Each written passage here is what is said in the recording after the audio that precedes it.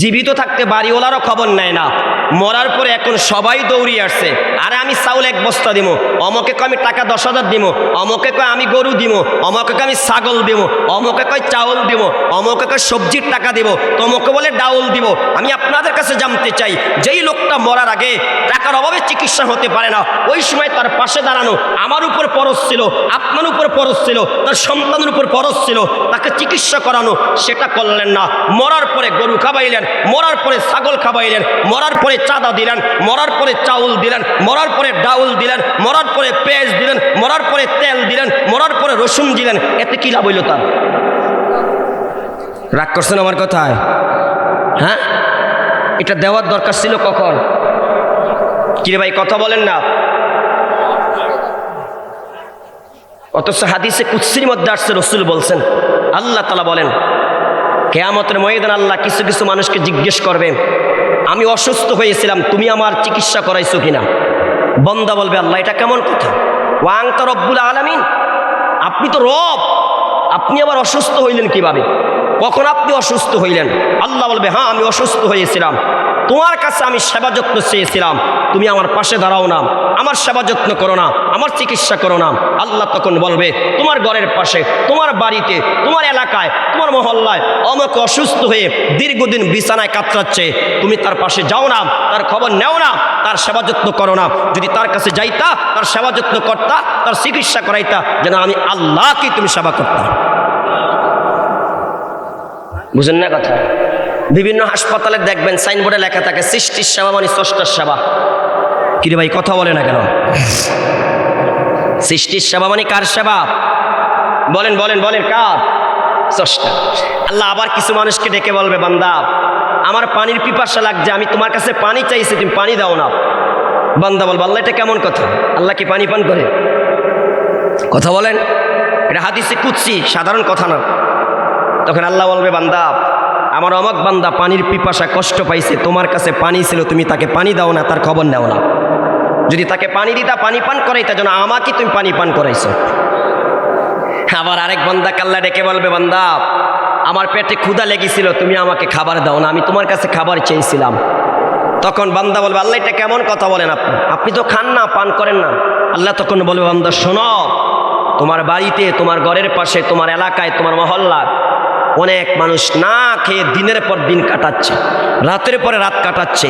তোমার ফ্রিজে খাবার অভাব নাই, তোমার পাতিলে খাবার অভাব নাই, তোমার ঘরে খাবারের অভাব নাই।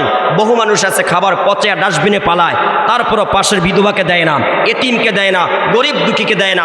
আল্লাহ বলেন, যদি তোমার পাশের গরিব দুঃখী অত অসহায় এতিম বিধবাকে খানা দিতা, যেন আমি আল্লাহকে তুমি খানা দিয়েছো। সুবহানাল্লাহ বলবেন না? আল্লাহ যেই কথাটা বললাম, মরার আগে খবর নেয় না, মরার পরে এখন সাদা দিয়ে কি খাওয়ায়? রাগ করতেছেন আমার কথায়? হ্যাঁ, যদি না বুঝেন আমাকে প্রশ্ন করেন, আপনাদেরকে বোঝানোর চেষ্টা করো ভাই। হ্যাঁ আমার ভাইয়েরা, বন্ধুরা আমার, মা বাবা ইন্তেকাল করার পরে আপনি কি করবেন তাও হাদিসে পাকের মধ্যে আসছে। আমার আপনার সমাজের মধ্যে মানুষ ইন্তেকাল করার পরে প্রথমে চিন্তা আসে কয়টা গরু কাইটা মেজবানি করবে। হাদিস শরীফের মধ্যে আসছে ভাইয়ারা আমার, ইমাম নাফি রাহমাতুল্লাহি আলাইহি বলেন, আনিল মাইয়িতি আরবা, তোমরা মৃত মানুষের পক্ষ থেকে 4টা কাজ করো। 1 নম্বরে তিনি বলেন, তোমরা মৃতের পক্ষ থেকে হজ করো। 2 নম্বরে বলেন মৃতের পক্ষ থেকে উমরা করো। 3 নম্বরে বলেন ওয়াল ইতকু, 3 নম্বরে মৃতের পক্ষ থেকে গোলাম আজাদ করো। 4 নম্বরে তিনি বলেন সাদাকা, মৃতের পক্ষ থেকে আল্লাহর পথে দান করো। এই 4টা কাজ করো। তোমার মা হোক, বাবা হোক, যে কোনো লোক হোক, এই দানের বিনিময়ে তার কবরের মধ্যে সুখে থাকবে। চিল্লায়া বলি সুবহানাল্লাহ। হ্যাঁ আমার ভাইয়ারা, বন্ধুরা আমার, একটাবার চিন্তা করে দেখেন, নবী এবং নবীর সাহাবীরা বলেন, মানুষ মরে গেল, মা মরে গেল, বাবা মরে গেল, তাদের জন্য তোমরা দান করো, সদাকা করো। মসজিদের ভিতরে কি প্রয়োজন ব্যবস্থা করে দাও, মাদ্রাসা কি প্রয়োজন ব্যবস্থা করে দাও, কারো অজুখানা লাগবে কিনা অজুখানার ব্যবস্থা করে দাও, কারো টিউবওয়েল লাগবে কিনা টিউবওয়েলের ব্যবস্থা করে দাও, কারো ঘর লাগবে কিনা ঘরের ব্যবস্থা করে দাও, কোথাও কালবাটের ব্যবস্থা লাগবে কিনা কালবাটের ব্যবস্থা করে দাও। রসুল বলেন হাত তুলে দোয়া করা লাগবে না, এগুলার সওয়াব এভাবেই তোমার বাবা তোমার মায়ের কবরে পৌঁছবে। চিল্লায়া বলি সুবহানাল্লাহ। এই যে আমার আপনার নবী 7টা কথা বললেন। 1 নম্বরে ইলম শিখো, অপরকে শিখাও। 2 নম্বরে নেক সন্তান রেখে যাও। 3 নম্বরে কোরআনুল কারীমের ওয়ারিস বানিয়ে যাও। 4 নম্বরে বললেন মসজিদ বানিয়ে যাও। 5 নম্বরে বললেন সরাইখানা তৈরি করে দিয়ে যাও। 6 নম্বরে বললেন পুকুর তৈরি করে দিয়ে যাও, নহর তৈরি করে দিয়ে যাও, খাল তৈরি করে দিয়ে যাও। 7 নম্বরে বললেন নিজের সম্পদ থেকে জীবিত অবস্থায় সুস্থ অবস্থায় দান করে যাও। তুমি মরে যাইবা, তোমার কবরের মধ্যে অটোমেটিক সওয়াব পৌঁছতে থাকবে। চিল্লায়া বলি সুবহানাল্লাহ। বুখারী শরীফের হাদিসের মধ্যে আসছে ভাইয়ারা আমার, যারা মা বাবা ইন্তেকাল করার পরে মেজবানির দিকে চলে যান, জিয়াফত করার জন্য চলে যান, মনোযোগ দিয়ে একটা হাদিস শুনেন ভাইয়ারা আমার। রাসূলের একজন সাহাবী যার নাম হলো সাদ বিন ওয়াক্কাস রাদিয়াল্লাহু তাআলা আন। তিনার মা হঠাৎ করে ইন্তেকাল করলেন। মা যখন ইন্তেকাল করলেন তখন তিনি মায়ের কাছে ছিলেন না। বাড়িতে আসার পরে দেখতে পারলেন, জানতে পারলেন মা দুনিয়াতে নাই। এবার তিনি দৌড়িয়ে নবীজির দরবারে গেলেন, যে বলতে লাগলেন ইয়া রাসূলুল্লাহ, ইয়া হাবিবাল্লাহ, আমার মা হঠাৎ করে ইন্তেকাল করেছে। মায়ের কাছে আমি ছিলাম না। আমার ধারণা হয় যদি মায়ের কাছে আমি থাকতাম মা আমাকে কোনো ওসিয়ত করে যাইতেন। ও রাসূল, এখন আমি আমার মায়ের জন্য কি করতে পারি? কি করলে মায়ের উপকার হবে? কি করলে মায়ের কাজে লাগবে? কি করলে পরকালে মা সুখে থাকবে, শান্তিতে থাকবে? আমার আপনার নবী তখন বললেন, হে সাদ, তুমি তোমার মায়ের জন্য সদাকা করো, দান করো।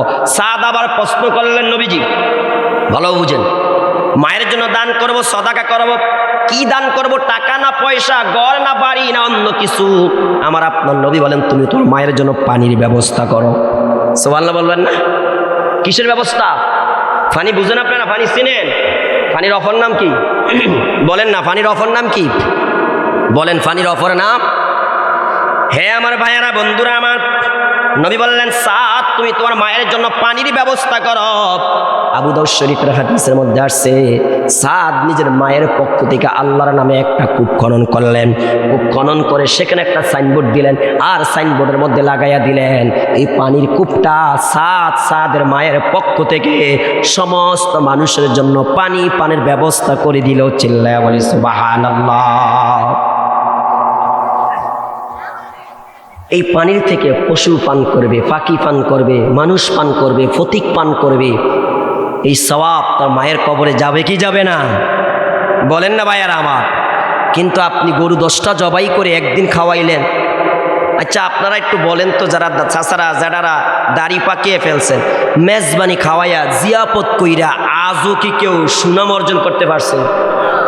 বলেন। যত গরুই জবাই করো, কারো ফাতে 1 টুকরা, কারো প্লেটে 2 টুকরা, কারো প্লেটে নাই। কথা বলেন না কেন? কেউ পাইছে, কেউ পায় না। কেউ দেখা যা বালতি ভরে নিয়ে গেছে, কেউ আবার 1 পিসও পায় না। কথা বলেন না কেন? কারো ঘরের সবাই খাইছে, আবার কারো ঘরের একজনও খাইতে পায় না। কেউ বলে লবণ বেশি হয়ে গেছে, কেউ বলে কম হয়ে গেছে, কেউ বলে জাল হয়ে গেছে, কেউ দেখছ এইখানেও চোখ দেখা কি করা হয়েছে? সাইদারি করা হয়েছে। কিরে ভাই, কথা বলেন না কেন? মেজবানি কইরা জিয়াফত কইরা আজও কি কেউ সুনাম অর্জন করতে পারছে? এটা কারণ কি? এটা সুন্নত তরিকা হয় না, রসুলের তরিকা হয় না, সাহাবীদের তরিকা হয় না। এই জন্য এটার ভিতরে কি নাই? সুনাম নাই, বরকত নাই। খাওয়াইতে নিষেধ করি না, খাওয়ান। মার কথা মনে হয়েছে, আপনার এলাকায় যারা গরিব আছে, এতিম আছে, অসহায় আছে, বিধবা আছে, এদেরকে ডাকেন। বাড়িতে আসছেন ঢাকার থেকে, বাবার কথা মনে হয়েছে, মায়ের কথা মনে হয়েছে, এদেরকে ডাকেন। গোস্ত রান্না করলেন, ডাল রান্না করলেন, সবজি রান্না করলেন, এদেরকে নিয়ে একসাথে বসলেন, বসে একসাথে খাইলেন। কথা বলে না কেন? মনে মনে আছে কার পক্ষ থেকে? মায়ের পক্ষ থেকে, বাবার পক্ষ থেকে। মা বাবার সুখের জন্য, শান্তির জন্য, ইসালের সওয়াবের জন্য রাসূল বলেন ইয়ারফাউ দারাজাতুহুম। কিছু মৃত মানুষ কবরে যাওয়ার পরে আল্লাহকে বলে, আল্লাহ আজকে হঠাৎ করে আমার মর্যাদা বেড়ে গেল, জান্নাতের স্তর বেড়ে গেল, কারণ কি? আল্লাহ তাআলা তখন বলে, বান্দা শোনো শোনো, তুমি যে দুনিয়াতে সন্তান রেখে আসছো, সেই সন্তান তোমার জন্য ক্ষমা চাচ্ছে, সেই সন্তান তোমার জন্য আমি আল্লাহর নামে দান করেছি। এই জন্য কবরের মর্যাদা বাড়ছে না কমছে? কথা বলেন না ভাইয়ার আমার, বাড়ছে না কমছে? হ্যাঁ বাড়ছে। তাহলে মা বাবা মরার পরে কি করবেন? সাদা তুইলা মেজবানির ব্যবস্থা করবেন আগে। হ্যাঁ এটা আগে করার দরকার। হ্যাঁ অথচ জীবিত থাকতে খবর নেয় না। হে আমার ভাইয়ারা, বন্ধুরা আমার, আবু দাউদ শরীফ থেকে একটা হাদিস শুনে মনোযোগ দিয়ে শুনেন। রাসূলের একজন সাহাবী নবীজির কাছে আসলেন, এসে প্রশ্ন করলেন, ইয়া রাসূলুল্লাহ, ইয়া হাবিবাল্লাহ, আমার মা বাবা ইন্তেকাল করেছে, ইন্তেকাল করার পরে মা বাবার সেবা যত্ন করার সুযোগ আছে কিনা? মা বাবার হক আদায় করার সুযোগ আছে কিনা? মা বাবার সাথে ভালো ব্যবহার করার সুযোগ আছে কিনা? নবীজি বললেন, হ্যাঁ হ্যাঁ আছে। ভালোভাবে হাদিসটা শুনেন, যাদের বাবা নাই, যাদের মা নাই, হে পর্দার আড়ালের মা, যাদের বাবা নাই মা নাই, তারা একটু মনোযোগ দিয়ে শুনেন। আমার আপনার নবী বললেন, এক নম্বরে আদ-দুআ লাহুমা, এক নম্বরে মা বাবার জন্য দোয়া করো। সুবহানাল্লাহ বলবেন না? এই দোয়া করার কয়েকটা পদ্ধতি আছে, তার মধ্যে একটা দোয়া স্বয়ং আল্লাহ শিখিয়ে দিচ্ছেন, রব্বিরহামহুমা কামা রাব্বায়ানি সগীরা। পারেন এই দোয়াটা? পড়েন এই দোয়াটা? করেননি আসলে এই দোয়াটা? ইমাম কুরতুবী আলাইহির রহমাত তাফসীরে কুরতুবীর মধ্যে লিখেছেন, আল্লাহ তাআলা কোরআনুল কারীমে সবার আগে বলছেন আল্লাহর হক আদায় করার জন্য, তারপরে পৃথিবীর আর কারো হকের কথা বলে না, মা বাবার হকের কথা বলেছেন। তিনি বলেন, যেই ব্যক্তি 5 ওয়াক্ত নামাজ পড়বে, নামাজ পড়ার জন্য, নামাজ পড়ার পরে মা বাবার জন্য দোয়া করবে, কমাস কাম রব্বিরহামহুমা কামা রাব্বায়ানি সগীরা বলে দোয়া করবে, এই বান্দা বান্দি আল্লাহর হক আদায় করলো, মা বাবার হক আদায় করলো। চিল্লায় বলি সুবহানাল্লাহ। মুসলমান ভাইয়ারা আমার, আজকের থেকে এই কথাটার উপর আমল করেন। 5 ওয়াক্ত নামাজের পরে কোনোদিন বলবো না রব্বিরহামহুমা কামা রাব্বায়ানি সগীরা। রাজি আছে কিনা ভাইয়ারা আমার? তাহলে আল্লাহর হক আদায় কবে, মা বাবার হক কি হবে? মনে থাকবে। বলেন না মনে থাকবে? তো রাসূল বলেন, এক নম্বরে যদি মা বাবার হক আদায় করতে চাও, মা বাবার মৃত্যুর পরে, ইন্তেকালের পরে, এক নম্বরে কি করো? মা বাবার জন্য দোয়া করো। এই দোয়াটাই বাবা করতে পারেন, রব্বিরহামহুমা কামা রাব্বায়ানি সগীরা। যদি আপনি আরবিটা না পারেন, বাংলায় বলেন, আল্লাহ আমার মা বাবা ছোটকালে আমাকে যেইভাবে লালন পালন করেছে, আজ ইন্তেকালের পরে আমার মা বাবাকে কবরে তুমি সেইভাবে দেখাশোনা করিও। বলতে পারবেন না? কবরের কাছে যান মা বাবা, যান। মনে আছে মা বাবার কথা? ভালো মনে রাখবেন। মুরব্বীরা একটা কথা বলে, ক্ষেতের চাকা খেতে ভাঙ্গে, আইলে উড়িয়ে ভাঙ্গে না। আপনি আপনার মা বাবার সাথে যেমন করছেন, আপনার সন্তান আপনার সাথে তেমন করবে। আপনি দুনিয়াতে থাকতে মৃত মা বাবার কবরের কাছে যতবার গিয়েছেন, আপনার সন্তান ততবার যাবে। মনে রাখবেন। আর একটা দোয়া আল্লাহ শিখিয়ে দিচ্ছেন, রব্বানা গফিরলি ওয়ালি ওয়ালিদাইয়া ওয়ালিল মুমিনিনা ইয়াওমা ইয়াকুমুল হিসাব। আল্লাহ আপনি আমার মা বাবাকে মাফ করে দেন, সমস্ত মুমিন বান্দা বান্দিকে মাফ করে দেন, কিয়ামতের হিসাবের দিনে আপনি সবাইকে মাফ করে দিয়েন। চিল্লায় বলি সুবহানাল্লাহ। তাহলে এক নম্বরে মা বাবার জন্য দোয়া করা। 2 নম্বর রাসূল বলেন ওয়াল ইস্তিগফারু লাহুমা, মা বাবার জন্য ইস্তেগফার করা, মা বাবার জন্য ইস্তেগফার করা, ক্ষমা চাওয়া, আল্লাহর কাছে ক্ষমা চাওয়া। আল্লাহ আমার মা বাবাকে মাফ করে দেন। দুনিয়ার জীবনে আমাকে পালতে যায়াম, আমাকে খাওয়াইতে যায়াম, আমাকে পড়াইতে যায়াম, আমাকে লেখাইতে যায়াম, আমাকে সুখে রাখতে যায়, কত গুনাহ না করেছে। কথা বলেন না, করে নাই? আল্লাহ আজকে আমার মা বাবা দুনিয়াতে নাই, আপনি আমার মা বাবাকে মাফ করে দেন, মা বাবাকে ক্ষমা করে দেন। এই ক্ষমার দোয়াটা আপনি এটাও করতে পারেন, রব্বানা গফিরলি ওয়ালি ওয়ালিদাইয়া ওয়ালিল মুমিনিনা ইয়াওমা ইয়াকুমুল হিসাব। এক নম্বরে হলো দোয়া করা রব্বির হামহুমা কামা রব্বায়ানি সগীরা। দ্বিতীয় নম্বরে মা বাবার গুনার জন্য ক্ষমা চাওয়া, রব্বানা গফিরলি ওয়ালি ওয়ালিদাইয়া ওয়ালিল মুমিনিনা ইয়াওমা ইয়াকুমুল হিসাব। রাসূল তৃতীয় নম্বরে বললেন, তুমি তোমার মা বাবার জন্য কি করবা জানো? মা বাবা যদি কোনো ওয়াদা করে যে থাকে ওয়াদাগুলা পূরণ করে দিবা। মা বাবা দুনিয়াতে থাকতে বিভিন্ন সময় ওয়াদা করেছে, ওয়াদাগুলো পূরণ করতে পারে না, তার আগে ইন্তেকাল করেছে। আল্লাহর হাবিব বলেন এই মা বাবার কি তো ওয়াদাগুলো পূরণ করে দিবা, তাহলে মা বাবার ইন্তেকালের পরও তুমি হক আদায় করলা। বলি সুবহানাল্লাহ। চতুর্থ নম্বরে আমার আপনার নবী বললেন,